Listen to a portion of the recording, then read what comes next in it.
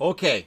I had the idea of doing this during the summer, and I thought, no, I'm going to wait until everything settles out. I think everything's settled out. I think. Uh, Game 7 versus Pittsburgh. This is your lineup over here. All your players in red. And if they have a check mark, they're still Ottawa Senators. There's not very many of them.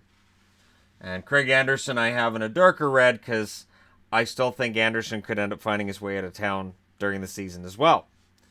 Derick Brassard was traded to Pittsburgh with Vince Dunn and a 2018 third round pick for their 2018 first round pick, Philip Gustafson, Ian Cole, and a 2019 third. That's a decent deal. Still, decent deal. Philip Gustafson, goalie that may very well be their starter at some point. I didn't say goalie of the future. They got something back for Brassard that was probably better than uh, probably better than what they got for almost anybody else that's on the board, honestly. So they get younger, and this is really where the whole rebuild thing starts. If they'd kept Brassard, just if you keep this lineup together, they bounce back in 2019. But whatever. Cody Ceci still on the team. Frederick Clayson, UFA, New York Rangers property, right? Right. Ryan Dzingel is still with the team. He's their 20 goal scorer at singular. Yep. Matt Hoffman, of course, famously traded to San Jose with Cody Donaghy and a 2020 fifth rounder for Mikhail Bodker, Julius Bergman, and a 2020 sixth rounder. We can all agree that this was a loss for the Ottawa Senators. And it shows that they were desperate to get a deal done. Now, at the time that deal was done, to me that signaled the Ottawa Senators saying, okay, we've got this personal thing between Karlsson and Hoffman. We want to keep Karlsson, so we'll move Hoffman off the team. What's weird to me is that now that Karlsson's been traded, I'm not sure that I understand the Hoffman deal at all. Did Hoffman have some kind of an issue with the rest of the team, or did the team figure, like I did, that if they traded Karlsson, that there would be certain players on the team that would blame Hoffman for that? Although clearly it wouldn't have been Hoffman's fault. And with the way that this played out, even if Hoffman had still been in the locker room, I don't think he would have taken any blame. So what I'm saying is Hoffman got traded for no reason.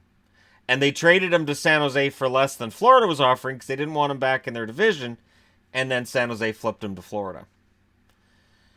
Erik Karlsson, these are all in alphabetical order. Erik Karlsson went to San Jose yesterday for Chris Tierney, Dylan DeMello, Josh Norris, and picks. He went with Francis Perron. Those picks are conditional.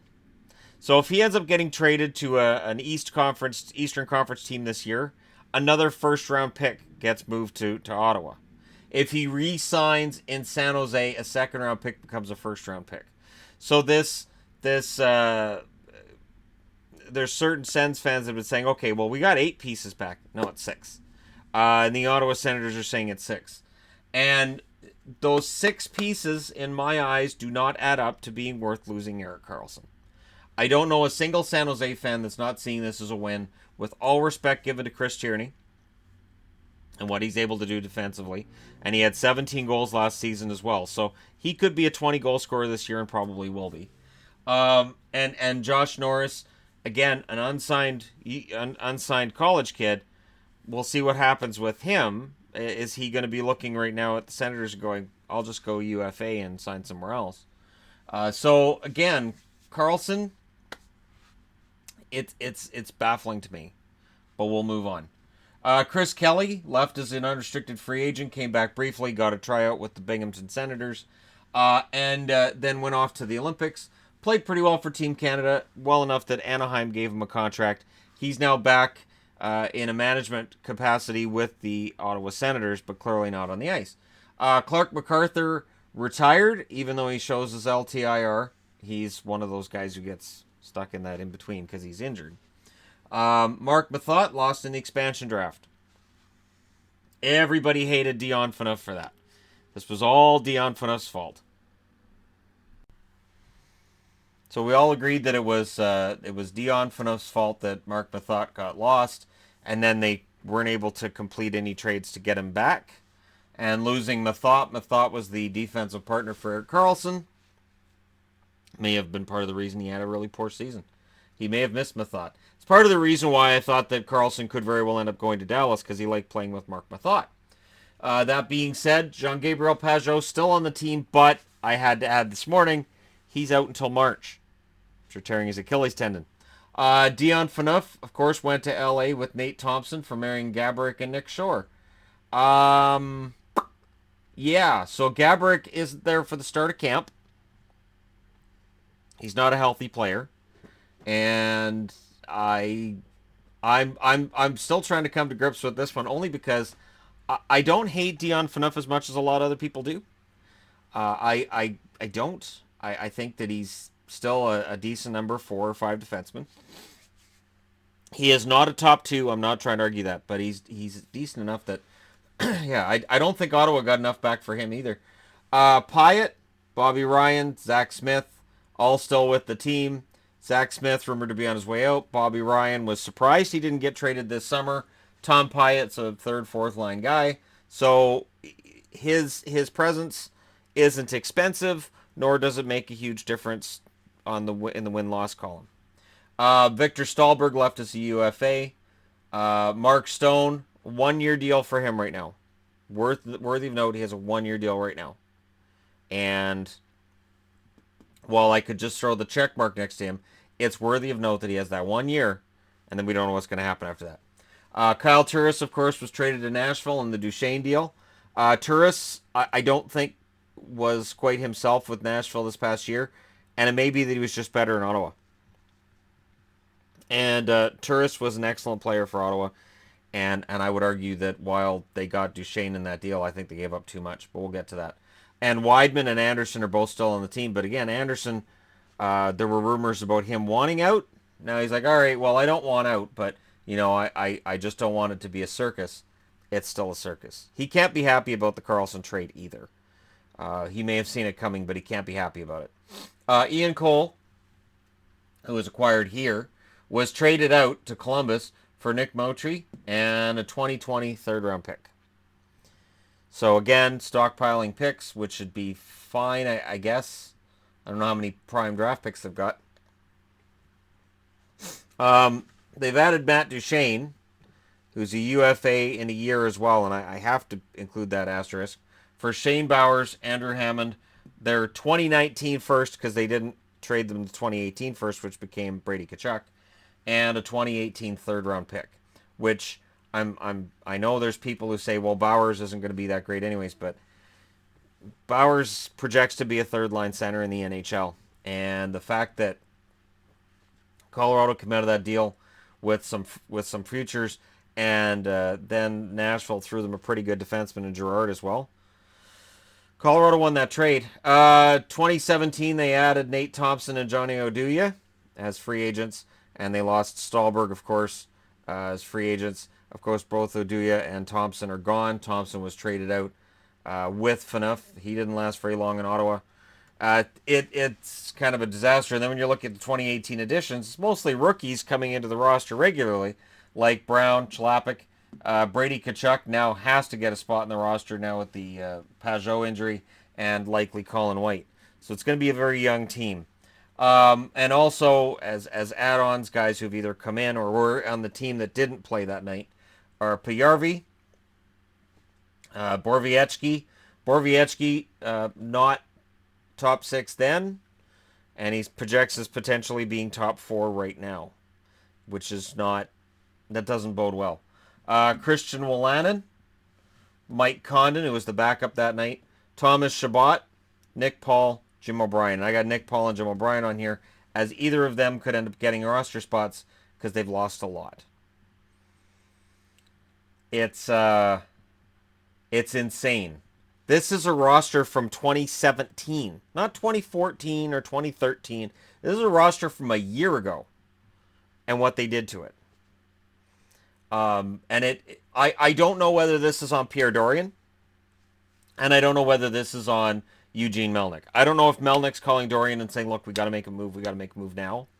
I think the Matt Duchene move was both. I think both men decided to make that move, that Duchene would put them over the top. And they didn't lose anything off their roster to do it other than Kyle Turris.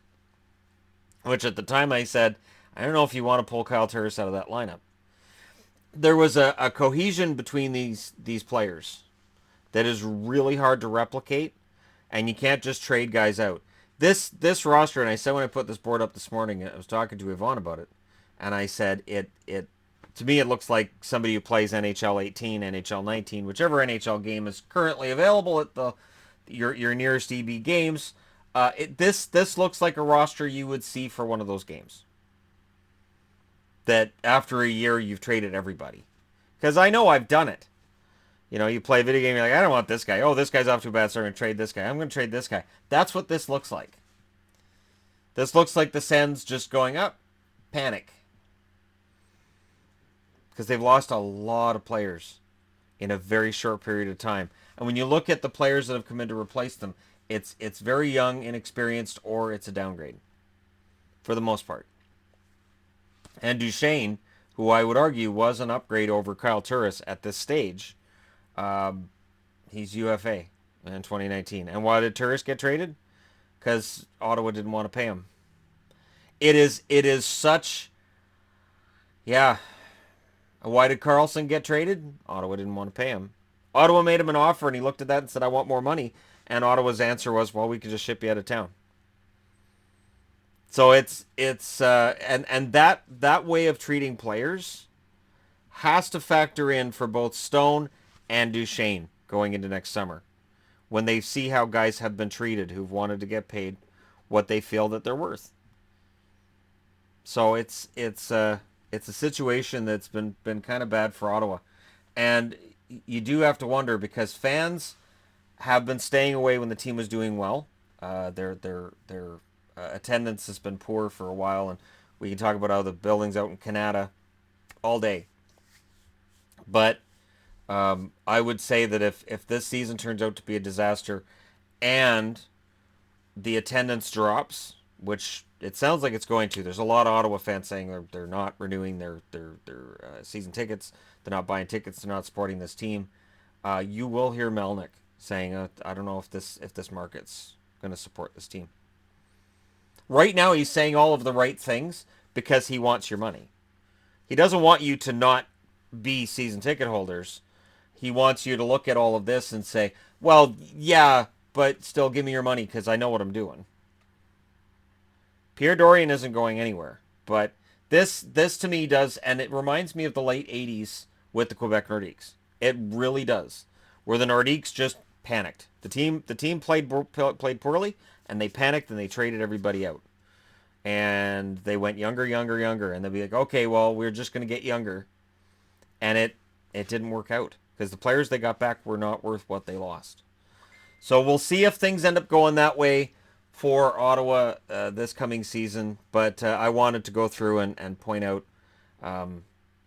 just where we're at compared to where we were. Let me know what you guys think in the comments section below. And I promise to Ottawa Senators fans, this is the last time I'm bringing this up until the next time somebody gets injured or traded or speaks out about not wanting to be in Ottawa anymore. So that's got to give us a few days. And I apologize. It's just I'm stunned when I see how many players were on this team a year ago and are gone now. So let me know your thoughts in the comments section below as always. Don't forget to hit like and subscribe if you're browsing your way through. You just happened upon this video. Thank you guys so much for watching. I'll talk to you again soon.